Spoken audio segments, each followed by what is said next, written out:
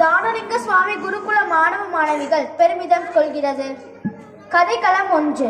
நீங்கள் காண இருக்கிற இக்கதையின் களம் இப்பேரண்டங்களை ஆட்சி செய்யும் ஈசனும் உமையாலும் வீற்றிருக்கும் கைலாய மலையாகும். இக்கதையில் வரும் கதாபாத்திரங்களாக ஈசனாக மாயேஷ், உமையாளாக பகாதனா, கணேசனாக கார்த்தி, நந்தி தேவராக யோகேஷ், பிரம்மதேவராக விஸ்வன், சரஸ்வதியாக சாதனா, விஷ்ணுவாக சத்யஜித், மகாலட்சுமியாக சாரு நிவேதா மற்றும் பூத கணங்களாக மனோஜ், ஸ்ரீசாந்த், ராஜேஷ் ஆகியோர் உள்ளனர். வாருங்கள் இப்போது கதைக்குள் செல்வோம்.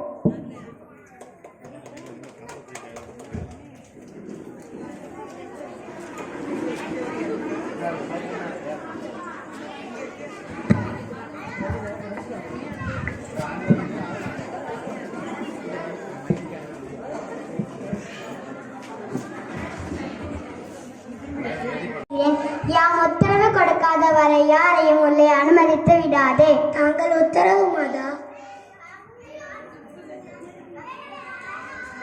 உள்ளே செல்ல வேண்டும். மன்னிக்க வேண்டும் பிரபு, மாதா பார்வதி உத்தரவு கொடுத்திருக்கிறார். யாரையும் உள்ளே அனுமதிக்க கூடாதாம். ஆனால் யாம் உனது கணவராகும். ஆனால் யாம் பார்வதியின் கணவராக விலகினேன்.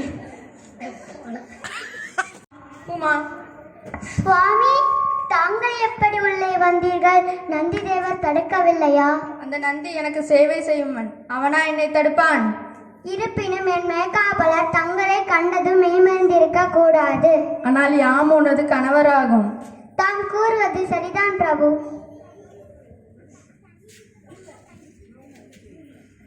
நியாயமல்ல, ஆனால் அவரையும் குறை கூற முடியாது. சுவாமியின் பக்தர் தம் கடவுளை தடுக்கும் தைரியம் அவருக்கு இருக்காது. எமக்கு என்று சேவகன் தேவை. அவன் புத்திசாலியாக பலசாலியாக எமது உத்தரவை மட்டும் நிறைவேற்ற வேண்டும். அப்படி ஒருவனை நானே உருவாக்கப் போகிறேன். ஈசன் படைப்பில் அனைத்து உயிரினங்களுக்கும் உருவளிக்கிறவள் அன்னை உமையாள் என்னும் தத்துவத்தை விளக்குகிற வகையில் மஞ்சளிலே குழந்தை உருவம் செய்து தன் உயிர் தொகுப்பிலிருந்து ஓர் அணுவை அதற்கு வழங்கி கணேசன் என்னும் பெயர் சூட்டி தன் எண்ணங்களை பிரதிபலிக்கும் விதமாகவே வளர்த்தெடுக்கிறாள் பார்வதி தேவையார்.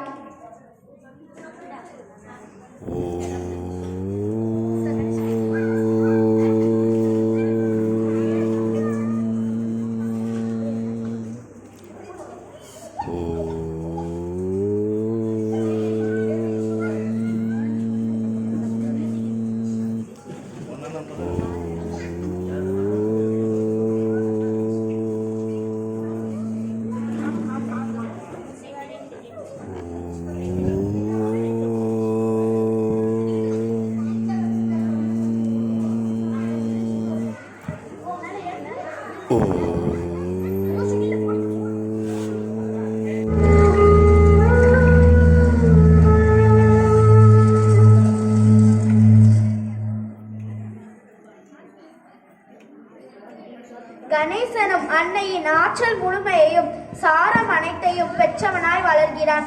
அதை கண்டு பார்வதி தேவியாலும் அகமகிழ்கிறாள். கணேசனும் பாலர் பருவத்திற்குரிய குறும்புகளையும் சேட்டைகளையும் கொண்டுள்ளவனாக கைலாயத்தில் நந்தி தேவர் மற்றும் பூத கணங்களிடம் அவர்களை மறைந்திருந்து தாக்கி விளையாடுகிறான். நந்தி தேவரும் பூதகணங்களும் கணேசனின் குறும்புகளை கண்டு குழப்பத்துடன் இந்த பிள்ளை யார் என்று அவர்களுக்குள் கேட்கலானார். அப்போது கணேசனை பார்வதி தேவி அழைக்கிறார். கணேசா, மகனே கணேசா,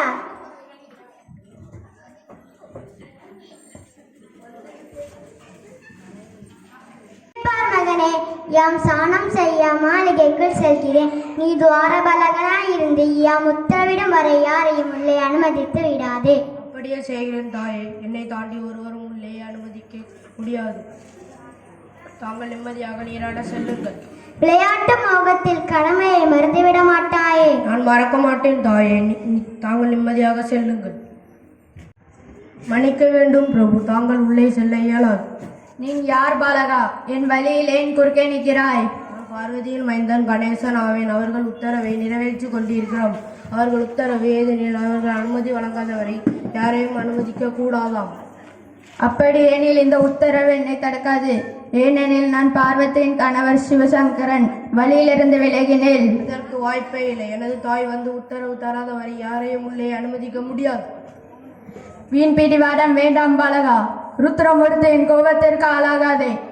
இல்லாவிட்டால் அதன் விளைவு மிக மோசமாக இருக்கும். விளைவு தெரியாமல் விளைந்தவன் நான். சூரியன் மேற்கே உதித்தாலும் உதிக்கலாம். நிலவு கூட வெப்பத்தை வாரி விலகலாம். ஆனால் நான் ஒருபோதும் என் கடமையிலிருந்து விலகுவதாக இல்லை. எனக்கு வரும் கோபத்திற்கு அமைதி பிரபு, சினம் தனிமையில் இறைவா. சிறு பாலகன் தானே, நான் இவனுக்கு புரிய வைத்து வழியிலிருந்து அகற்றுகிறேன். சொல்லியும் கேட்காவிட்டால் பலத்தை காட்டுங்கள். பாலகா கணேசா, உனக்கு என் இறைவன் கோபத்தை பற்றி உனக்கு தெரியாது. தெரிந்து கொள்ள அவசியமே இல்லை. தைரியம் இருந்தால் உங்கள் பலத்தால் என்னை அகற்றுங்கள். என்னை போட்டிக்கு இழுக்காதே பாலகா. நந்தி காளை அல்ல, கோளை. இவ்வளவு அகங்காரமா? முடிந்தால் என் சக்தியை எதிர்கொள்.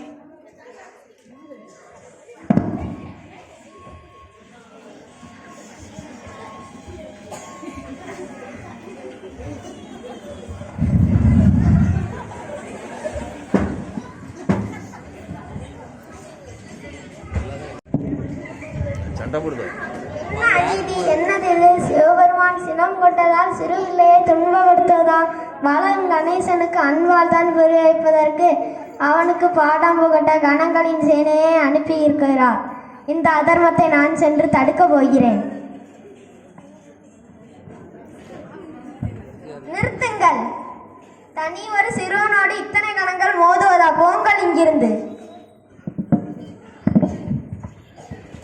மகனை கணேசா, நீயும் பிடிவாதமாக இவர்களோடு சண்டையிட்டு இருக்க கூடாது.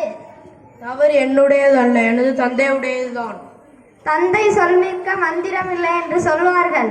தந்தையின் உத்தரவை நிறைவேற்றினால் தாயின் உத்தரவை யார் நிறைவேற்றுவார்? எமக்கு உயிரளித்த தாயை எம்மால் அவமதிக்க இயலாது. வாதம் செய்யக்கூடாது. பெரியவர்களின் பேச்சை மதிக்க வேண்டும். வழியை விட்டு நில். பூதநாயகனுக்கு வேதநாயகன் துணையா? என்னானாலும் சரி, நான் வழியை விடுவதாக இல்லை. இவனை யுக்தியால் தான் வெல்ல வேண்டும். இல்லை என்றால் சிவபெருமானுக்கு கோபம் வந்துவிட்டால் விளைவு விபரீதமாகிவிடும். இதோ பார் பாலகா, நான் சொல்வதை நீ கேட்டு நடந்தால் நான் உமக்கு அன்பளிப்பு தருகிறேன். அன்பளிப்பு பேராசிரியர் என் மனத்தை மாற்றுகிறீர்களா? இது உங்களுக்கு அல்லாஹ் பிரம்மதேவரே. எனக்கு அறிவு புகட்டாதே பாலகா, சென்று விடு. நாங்களும் மிரட்டுகிறீர்களா? ஆனால் நான் பயப்படுவதாக இல்லை. இவனை பணிய வைக்க பலத்தை காட்ட வேண்டும். இல்லை உனக்கு தண்டனை வழங்கப் போகிறேன். பிரம்மதேவர் தனது பொறுமை எல்கையும் தாண்டி சென்ற கணேசன் மீது தாக்குதல் தொடுக்கலானால் தனது ஒவ்வொரு ஆயுதத்தையும் எரிந்து தாக்கும் போது அனைத்திலிருந்து எளிமையாகவே தப்பித்து விடுகிறார் நமது பாலகணேசன். பிறகு கணேசனும் பிரம்மதேவர் மீது எதிர்த்தாக்குதல் தொடுக்கும் பொருட்டு தனது ஒற்றை கொம்பை முறித்து பிரம்மதேவர் மீது எறிந்தார். பிரம்மதேவரோ அதிலிருந்து தன்னை காத்துக்கொள்ள ஓடி மறைகிறார். இதை அறிந்த சிவபெருமான் கோபத்தில் தன் நெற்றிக்கண் திறந்து ருத்ர தாண்டவம் ஆடுகிறார்.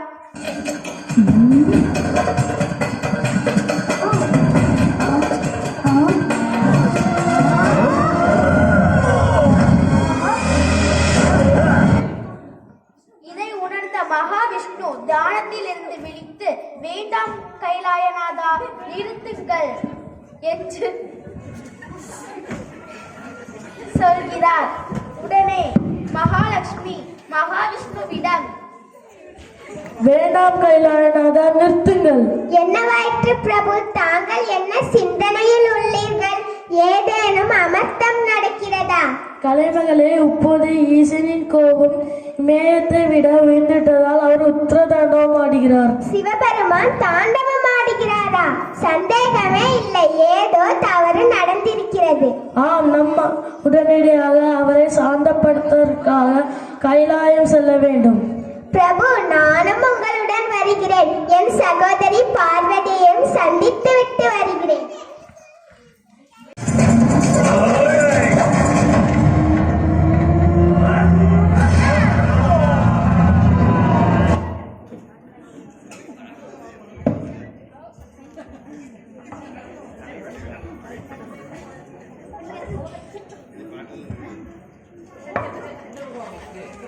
தாங்கள் செய்தது நியாயமா பிராணநாதா? கோபத்தில் தனது பிள்ளையே வதம் செய்து விட்டீர்களே. காக்கும் கடவுளான மகாவிஷ்ணு, திஷ்டிகர்த்தாகிய பிரம்மா என அனைவரும் இருந்தும் இப்படி நடந்து விட்டது. யாருக்கும் இந்த அப்பாவி குழந்தை மீது கருணை பிறக்கவில்லையா? சொல்லுங்கள், ஏன் எல்லாரும் இப்படி அமைதியாக இருக்கிறீர்கள்?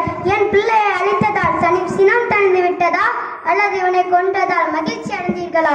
எனது உயிரையும் எடுத்துக் கொள்ளுங்கள். என் பிள்ளை இல்லாமல் நான் வாழ்வதாக இல்லை. அவனுக்கு உயிர் கொடுங்கள். அவனது உயிரை எடுத்த தாங்களே அவனுக்கு உயிரளியுங்கள். இல்லை என்றால் எனது உயிரை நான் விட்டு விடுவேன். பராசக்தி, இப்படி கோபம் கொள்ளலாமா? நியாயம் கேட்கிறேன். எனது புத்திரன் ஒரு அப்பாவி. அவன் எனது உத்தரவை நிறைவேற்றி கொண்டிருந்தான். என்னை மன்னித்து விடு தேவி, அவனுக்கு நான் உயிரளிக்க முடியாது. அப்படி என்றால் எனது உயிரையும் நான் விட்டு விடுவேன். இந்த ஜனமதில் எனது புத்திரனுக்கு புனர்ஜென்மம் அளிக்கவில்லை என்றால் நானும் எனது உயிரை விட்டு மாய்த்துக் கொள்வேன். கோவத்தின் காரணத்தால் உங்கள் மகனை வதம் செய்தீர்களா இறைவா? தயவு கூர்ந்து நாங்கள் பார்வதியின் வேண்டுகோளை ஏற்று பாலகன் கணேசனுக்கு மீண்டும் உயிரளிக்கத்தான் வேண்டும். இல்லை என்றால் பார்வதியின் கோப அக்னி இந்த சிஷ்யையை அடியோடு அழித்துவிடும். எனக்கென்னவோ பார்வதி தேவியின் வேண்டுகோள் தவறாக தெரியவில்லை. சினத்தால் சிந்தனை இழந்து தாங்கள் செய்த அந்த ஓர் காரியத்துக்கு இதுவரை பிராயச்சித்தமாகவும் பரம்பொருள்.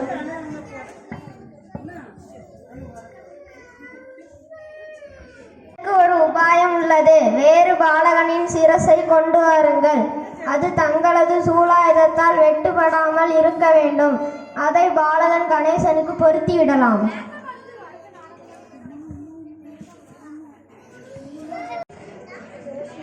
யோசித்து நேரத்தை வீணாக்காண்டாம். உடனே கணங்களுக்கு உத்தரவு அனுப்புங்கள். செல்லுங்கள், வடக்கு திசை தலை வைத்து படுத்துள்ள ஏதோ ஒரு பாலகனின் சிரசை எடுத்து வாருங்கள். அதன் தாய் வேறு திசையில் தலை வைத்து உறங்க வேண்டும். தாங்கள் உத்தரவு பிரபு. விரைவாக வந்து விடுங்கள். காலம் கடந்து விட்டால் இவனுக்கு நாம் உயிரளிக்க முடியாது.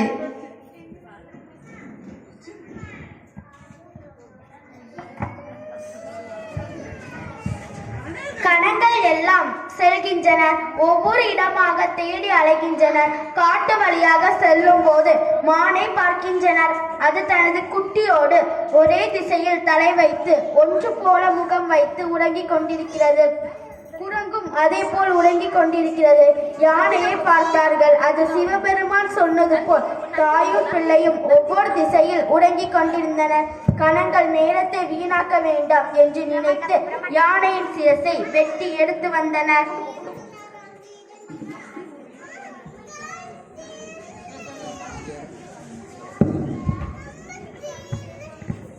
இது என்ன காரியம் செய்துள்ளீர்கள்? எதை கொண்டு வந்திருக்கீர்கள்? பிரபு, தங்கள் சொன்ன திசையில் உறங்கியது இதுதான். இவனது தாயும் வேறு திசையில் உறங்கிக் கொண்டிருந்தால் நேரம் வீணாக வேண்டாம் என்று இதை கொண்டு வந்தோம். யோசித்து கொண்டிருப்பதற்கு நேரமில்லை. எம்பெருமானை கஜேந்திரன் சிரசை இணைத்து இவனுக்கு உயிரளியுங்கள். சிவபெருமான் கஜேந்திரனின் சிரசை வாங்கி கணேசனின் உடலோடு பொருத்துகிறார். பின் தனது சக்தியால் உயிர் பெற செய்கிறார். கணேசன் உயிர் பெற்று தனது சிரசை தொட்டு பார்த்து எழுந்து தன் அம்மாவை பார்த்து அகமகிழ்ச்சிகிறான்.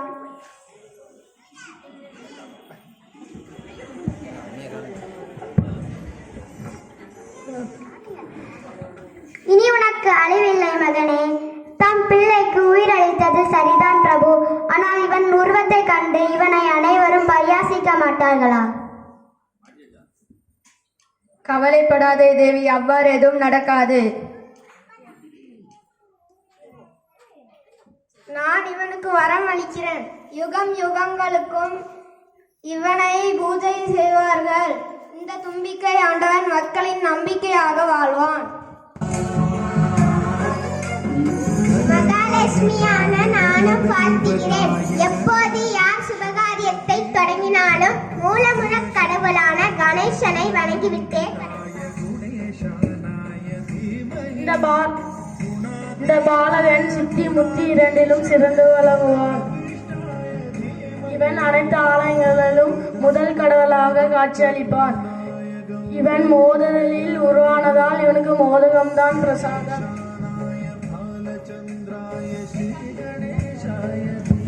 இவ்வாறு முரண்பாடுகளினாலும் தோன்றினாலும் அனைத்து தெய்வங்களின் அருளை பெற்று அதன் மூலம் இவ்வுலகம் ஆட்சி செய்யும் 5 கரத்தனையும் ஆணை முகத்தனையும் தொழுது அவன் அருள மூலமாக ஈசன் அருள் பெற்று உயர்வோம் என்று கூறி இத்தோடு விநாயகர் கூத்தை நிறைவு செய்கிறோம். நன்றி, வணக்கம்.